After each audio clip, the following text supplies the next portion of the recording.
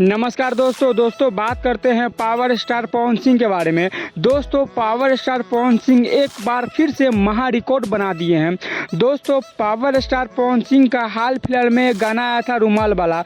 दोस्तों यह गाना आप लोगों के प्यार से इतना ज़्यादा हिट हुआ है कि क्या ही बताया। दोस्तों यह गाना मात्र और मात्र 5 दिन में 10 मिलियन क्रॉस कर गया है। दोस्तों जैसे ही यह गाना रिलीज हुआ था तो शुरू के 2 से 3 दिनों में कोई ज़्यादा खास रिस्पॉन्स नहीं मिल पाया था। फिर पवन सिंह ने अपने टीम को बोला कि देखिए आप इस गाना को इस तरह से एसईओ कीजिए कि कोई भी व्यक्ति मेरा नाम यूट्यूब पे सर्च करे तो सबसे पहला गाना उनको रुमाल वाला ही लोकना चाहिए। और दोस्तों इसके टीम ने ऐसा किया भी, कुछ इस कदर कर दिया इस गाना को कि कोई भी व्यक्ति जब पावर स्टार पवन सिंह का नाम सर्च करते थे तो सबसे पहले उनका रुमाल वाला गाना आता था। यही कारण है दोस्तों कि पावर स्टार पवन सिंह का रुमाल वाला गाना काफी ज्यादा हिट हो गया है और बहुत ही कम समय में हिट हो गया है।